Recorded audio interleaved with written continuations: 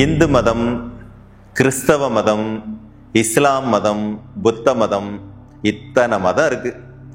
ஒவ்வொரு மதத்துக்கும் ஒரு லீடர் வேற. இவர் தான் இந்த மதத்தை உருவாக்குனவர், இவர் தான் இந்த மதத்தினுடைய தலைவர் அப்படின்னு சொல்லிட்டு ஒவ்வொருத்தருக்கும். இஸ்லாம் அப்படின்னா முகமது நபி, கிறிஸ்தவம் அப்படின்னா இயேசு கிறிஸ்து, புத்த மதம் அப்படின்னா புத்தர், இந்து மதம்னா அதுக்கு பேர்ல நிறைய பேர். இந்த மதங்களை எல்லாம் ஏன் உருவாக்குனாங்க? இதுல எந்த மதத்தை நாம பின்பற்ற முடியும், எந்த மதம் எனக்கு நல்லதை செய்யும் இப்படின்னு நினைச்சு கன்ஃபியூஷன்லேயே பல பேர் ஒரு இடத்துல இருந்து இன்னொரு இடத்துக்கு போறது, அங்கிருந்து இன்னொரு இடம் போறது, கிறிஸ்தவத்தை ஃபாலோ பண்ணிக்கிட்டு இருந்து திடீர்னு இஸ்லாமுக்கு போறது, இஸ்லாம்ல இருந்து திடீர்னு கிறிஸ்தவத்துக்கு வர்றது, கிறிஸ்தவத்துல இருந்து திடீர்னு இந்துவுக்கு போறது, இந்துல இருந்து இஸ்லாமுக்கு போறதுன்னு இப்படி தாவிக்கிட்டே இருப்பாங்க. நீங்க யாரா வேணாலும் இருங்க, எதை வேணாலும் ஃபாலோ பண்ணுங்க, நீங்க உங்க வாழ்க்கையில உங்களுடைய எண்ணங்கள் படிதான் வாழ முடியும். இதுல மாற்று கருத்தெல்லாம் கிடையாது.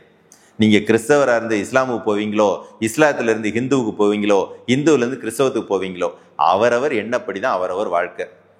இங்க அந்த உண்மையை புரிஞ்சிக்காம நீங்க இந்துவா இருந்து கிறிஸ்தவரா மாறினாலும் சரி, கிறிஸ்தவமா இருந்து இந்துவா மாறினாலும் சரி, எங்க போனாலும் நீங்க வழங்க மாட்டீங்க. உங்களுடைய எண்ணம் தான் உங்க வாழ்க்கையை தீர்மானிக்குங்கிற இந்த பேசிக்கான உண்மை உங்களுக்கு புரியலைன்னா நீங்க எந்த மதத்துக்கு போனாலும் உருப்பட மாட்டீங்க. ஏன்னா நீங்களாம் எப்படிப்பட்ட ஆள் தெரியுமா? கழுத்துல புண்ணு வந்தா சுமை சுமக்கிற மாடு எஸ்கேப் ஆக பார்க்குமாமா. சுமைய பின்னாடி மாட்டு வண்டியில சுமையை இழுத்துக்கிட்டு போற மாடு கழுத்துல புண்ணு வந்தா இப்படியே நெளிச்சு எப்படா இறக்கி விடுவோம் ஓடிடலான்னு தோணுமாமா. அது மாதிரி இங்க பிரச்சனைனா அங்க ஓடிடுறது, அங்க பிரச்சனைனா இன்னொரு இடத்துல ஓடி போறது. நீங்க எல்லா இடத்துலயும் உருப்படியா நிக்க மாட்டீங்க. இங்க இருந்து அங்க, அங்க இருந்து இங்கன்னு எஸ்கேப் ஆகிக்கிட்டே தான் இருப்பீங்க. இதெல்லாம் எப்படி தெரியுமா? பிரச்சனையை சமாளிக்க தெரியாம ஓடுறது. நீங்க என்ன கர்மாவை விதைச்சு வச்சீங்களோ அதுதான் உங்களுக்கு பலனா கிடைக்க போகுது, நீங்க எந்த மதத்துல இருந்தாலும் சரி. ஆனா கலாச்சாரம் ரொம்ப முக்கியம். கலாச்சாரம்ங்கிறது மறக்கவே கூடாது. ஒவ்வொரு மனுஷனும் இந்தியாவுக்கு ஒரு கலாச்சாரம், தமிழ்நாட்டுக்கு ஒரு கலாச்சாரம், கர்நாடகாவுக்கு ஒரு கலாச்சாரம், இங்கிலாந்துக்கு ஒரு கலாச்சாரம், ஆஸ்திரேலியாவுக்கு ஒரு கலாச்சாரம். ஒவ்வொரு நாட்டுக்கும் ஒவ்வொரு பிரதேசத்துக்கும் ஒரு கலாச்சாரம் இருக்கும். கலையினுடைய தாக்கம் இருக்கும். அதான் கலைச்சாரம், கலாச்சாரம். அதை ஒரு மனுஷனும் மறக்கக்கூடாது. இப்ப தமிழ்நாடு, தமிழை ஏன் சித்தர்கள் தேர்ந்தெடுத்தாங்க, தமிழுக்கு பின்னால என்ன இருக்கு, நம்முடைய உணவு, நம்முடைய உடை, நம்முடைய பழக்க வழக்கங்களுக்கு பின்னால என்ன ரகசியம் இருக்கு, என்ன தாத்பரியம் இருக்குங்கிறத மறந்துடவே கூடாது. அது நீங்க கிறிஸ்தவ மதத்துல இருங்க, இஸ்லாம்ல இருங்க, இல்ல இந்து மதமா இருங்க, அது முக்கியம் இல்லை. அந்த மண்ணுக்கான கலாச்சாரத்தை விட்டு கொடுக்கவே கூடாது. அதுதான் மன்னிக்கவே முடியாத தப்பு. இப்போ ஃபார் எக்ஸாம்பிள், அமெரிக்காவில் ஒருத்தர் இருக்கிறாரு, அவர் எனி டைம் கோட்டு போடுறாரு அப்படின்னா அவர் அதை விடக்கூடாது. ஐயோ நான் இந்து மதத்துக்கு மாறிட்டேன்னு சட்டையெல்லாம் கழட்டி போட்டு தெரிஞ்சா குளிர்ல செத்து தான் போகணும். இந்தியாவில் இருக்கிறோம், நமக்குன்னு ஒரு உணவு, நமக்குன்னு ஒரு கலாச்சாரம். அதை விட்டுட்டு உணவு ஃபாரின் கலாச்சாரத்தை உள்ள கொண்டு வந்தீங்கன்னா அந்த உணவு உங்க உடம்புக்கு செட்டே ஆகாது. கடைசியில நித்திய ஏதோ சொன்ன மாதிரி ஒரு கொஞ்ச நாள் வாழ்ந்தேன், கொஞ்ச நாள் நோயோட சீக்கோட செத்தேன்னு தான் இருக்கணும். நமக்குன்னு ஒரு முறை வணக்கம் சொல்றது இருக்கும், நமக்குன்னு ஒரு முறை வாழ்த்துறதுன்னு இருக்கும், நமக்குன்னு ஒருத்தரை போற்றி புகழ்றதுன்னு ஒன்று இருக்கும், நம்ம உடம்பை கொண்டாடுறது நமக்கு ஒரு பழக்கமா இருக்கும், நம்முடைய உணவுகளை இப்படித்தான் சாப்பிடணுங்கிறது ஒரு பழக்கமா இருக்கும். அதை மறக்கவே கூடாது. அது ஒவ்வொருத்தருக்கும் முக்கியம். அப்புறம் மதம்ங்கிறதெல்லாம் சும்மா சொல்றது, மதம்ங்கிற ஒன்னெல்லாம் கிடையாது. இது யாருகிட்ட அந்த மதம் இருக்கும் அப்படின்னு கேட்டீங்கன்னா, இந்த வார்த்தையை உங்களால ஏத்துக்க முடியாது, பைத்தியங்கள்கிட்ட தான் மதம் இருக்கும்.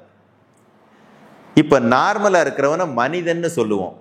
மதம் பிடிச்ச யானை, ஒரு யானைக்கு மதம் பிடிச்சிச்சுன்னா என்ன நடக்கும் யோசிச்சு பாருங்க.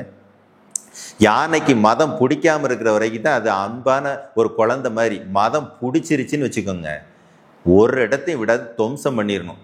அப்ப யாருக்குமே மதம் மட்டும் பிடிக்க கூடாது, மனித நேயம் தான் பிடிக்கணும். எங்க இருந்தாலும் சரி, அவருடைய கலாச்சாரத்தை விட்டு கொடுக்க கூடாது, அவரவருக்குள் ஒளிந்துள்ள மனித நேயத்தை விட்டு கொடுக்க கூடாது. மதம்ங்கிறதெல்லாம் எனக்கு தெரிஞ்சு என் மதம் ஓ மதம் பெருசுன்னு சொல்றவன் பூரா அதுல ஏதோ வியாபாரம் பண்ண போறான்னு அர்த்தம், அவ்வளவுதான். அதுல வேற எந்த கான்செப்டுமே உள்நோக்கமுமே இருக்காது. மதமே இல்லைன்னு நினைக்கிறவன் பாருங்க, எனக்கு இந்துவா இருந்தாலும் சரி, கிறிஸ்தவனா இருந்தாலும் சரி, முஸ்லீமா இருந்தாலும் சரி, கை கொடுத்து எங்க அண்ணன், எங்க மாமன், எங்க மச்சான் அப்படின்னு பழகி போய்கிட்டே இருப்பான்.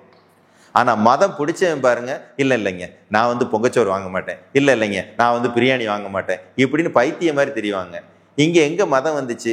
அவனுக்கு ஒரு உணவு பிடிச்சிருக்கு, அந்த உணவை என்கிட்ட அன்பா கொடுக்குறான், நான் அதை அன்போட வாங்கிக்கிறேன். இதுல எங்க மதம் வந்துச்சு?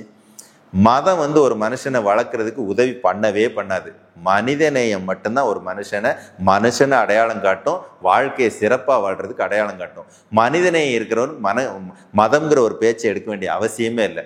நீங்க நல்லா இருக்கணும்னு நினைக்கிறீங்களா, உங்க மண்ணோட கலாச்சாரத்தை இறுக்கி பிடிச்சுக்கோங்க. நீங்க நல்லா இருக்கணும்னு நினைக்கிறீங்களா, சக மனிதர்களை மனிதநேயத்தோட அரவணைங்க, உங்க வாழ்க்கை சூப்பரா இருக்கும். அதை தாண்டி இந்த மதத்துக்கு போனா இந்த மதத்தோட இறைவனை வழிபட்டா நல்லா இருப்போம்னு நினைச்சீங்கன்னா உங்களை மாதிரி ஒரு கூமுட்டைகளை உலகத்திலே பார்க்க முடியாது. அதுதான் சத்தியமான உண்மை. குருவே சரணம்.